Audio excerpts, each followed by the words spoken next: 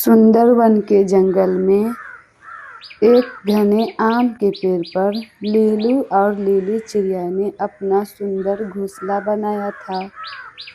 उस घोंसले में लीलू चिड़िया और लीली चिड़िया के दो प्यारे प्यारे बच्चे रहते थे। वे दोनों हर चीज को अच्छे से समझते थे और थोड़े होशियार भी हो गए थे। लीली चिड़िया का सबसे बड़ा वाला बच्चा लीली चिड़िया से कहता है, माँ, वो कालू अंकल है। देखो तो, कालू अंकल अपने घोंसले के बाहर बैठे हैं। माँ, कालू अंकल और कालू अंकल का बाबू भी है जग्गू। देखो तो, उछल कूद कर रहे हैं माँ। लीली चिड़िया के घोंसले के ठीक आमने सामने कालू कौवा का भी घोंसला था। लीली चिड़िया अपने बच्चों से कहती है, कुकू बेटा, वो तुम्हारे कालू अंकल हैं। वो कालू अंकल का बेटा है जग्गू। देखो तो, अभी उनके पंख भी नहीं आए हैं। अब वे उड़ना चाहते हैं। देखो तो। कालू का बेटा जग्गू बहुत ही ज्यादा शरारती था। वे कालू कौवा के किसी भी बात को नहीं मानता था। कालू पापा, आप हमें घूमने जाने दें। पर नहीं हुआ है तो क्या हुआ, मैं तो उछल कूद कर सकता हूँ ना। पापा, आप हमें ना रोकें। देखो, मैं बस वहीं तक जाऊंगा, फिर वापस आ जाऊंगा। हवा के तेज चलने से क्या होगा? जब तेज हवा आएगी तो मैं किसी पेड़ के पीछे छिप जाऊंगा। और फिर कालू कौवा अपने बच्चे को समझाता है। कालू कौवा अपने बच्चों से कहता है, मेरे प्यारे जग्गू बेटा, आप अभी बहुत छोटे हैं। आप बाहर ना जाएं, बहुत हवाएं चल रही है। बारिश किसी भी वक्त आ सकता है और साथ में तूफान भी तेज आ सकता है। इसीलिए आप बाहर ना जाएं। आपके पंख नहीं आए हैं। अपने घोंसले में रहो। कालू कौवा का बेटा जग्गू कालू कौवा का बात नहीं मानता है और वे अपने घोंसले से बाहर निकल जाता। लीली चिड़िया लीलू चिड़ा से कहती है, जी सुनिए ना, आज सुबह से ही बुआ जी का कौवा बहुत उदास लग रहा है।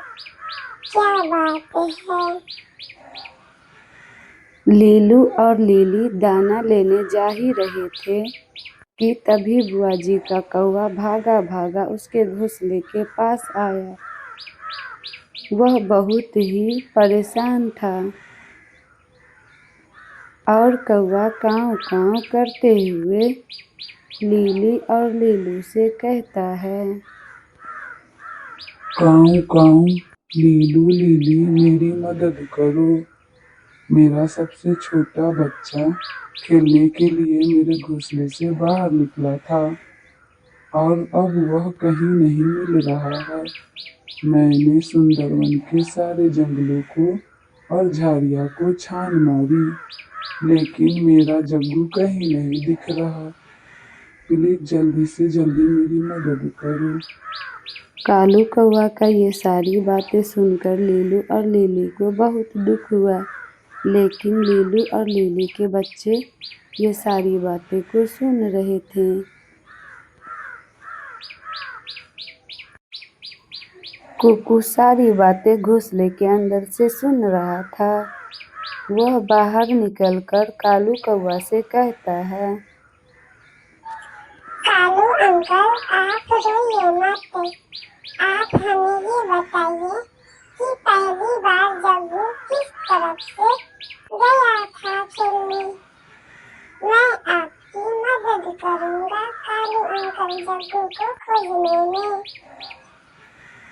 कुकू ये बात कर ही रहा था कि वहाँ पर लीली चिड़िया आ जाती है और लीली कालू कौवा से कहती है, कालू भैया आप और कुकू इस तरफ खोजें, मैं और कुकू के पापा झाड़ी के उस तरफ जाती हूँ खोजने जग्गू को। आप चिंता न करें, जग्गू जरूर मिलेगा, वो किसी न किसी झाड़ी में छुपा होगा। लीलू चिड़ा और लीली चिड़िया सबसे ऊंचे आम के पेड़ पर बैठ जाती है और वहीं से जग्गू को खोजना शुरू कर देती है। कुकू के पापा देखिए तो, हमें ऐसा लग रहा है कि उस सूखी लकड़ी के नीचे जग्गू फंसा हुआ है। वो देखिए दूर वाली झाड़ी में, चलिए लेके आते हैं जग्गू को। और फिर मीठी जग्गू को उस लकड़ी के नीचे से निकाल लेती है। चुप कर जाओ मेरे प्यारे जग्गू बेटा, चुप कर जाओ मेरे प्यारे जग्गू बेटा, आंटी है ना, चुप कर जाओ आंटी है ना। जग्गू बेटा रोइए मत, मैं आपको आपके पापा कालू के पास ले जाऊंगी और गोरी माँ के पास ले जाऊंगी, आपको कुछ नहीं होगा, चलिए आप हमारे साथ। लीली जग्गू को लेकर अपने घर चली जाती है।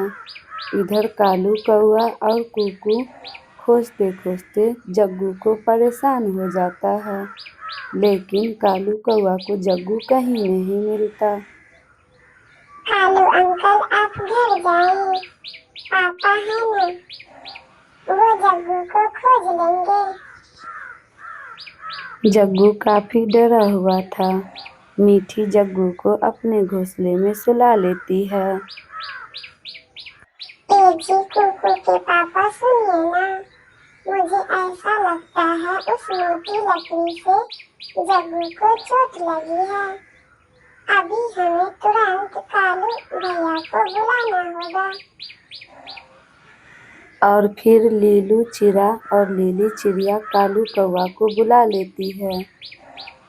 कालू भैया मैंने कहा था ना कि जग्गू को कुछ नहीं होगा, ये देखो जग्गू, अब जग्गू बिल्कुल ठीक है। कालू का बेटा जग्गू ये सारी बातें सुन रहा था और फिर लीलू चिड़ा कालू से कहता है, देखो कालू, आप चिंता न करें, जग्गू बिल्कुल ठीक है, उसे थोड़ी चोट आई है। लीलू चिड़ा और लीली चिड़िया कालू कौवा सब मिलकर बात ही कर रहे थे, तभी जग्गू उठ के खड़ा हो जाता है और जग्गू सबको देखता है। कालू पापा अगर आज लीली आंटी ना होती तो क्या होता, मैं उस मोटी लकड़ी के झाड़ी में फंस गया था, मुझे लीली आंटी और लीलू अंकल ने बचाया है। ओ मेरे प्यारे प्यारे प्यारे बच्चे, मैं लीली हूँ और मैं जंगल में रहती हूँ। आपको मेरी ये कहानी कैसी लगी जरूर बताना।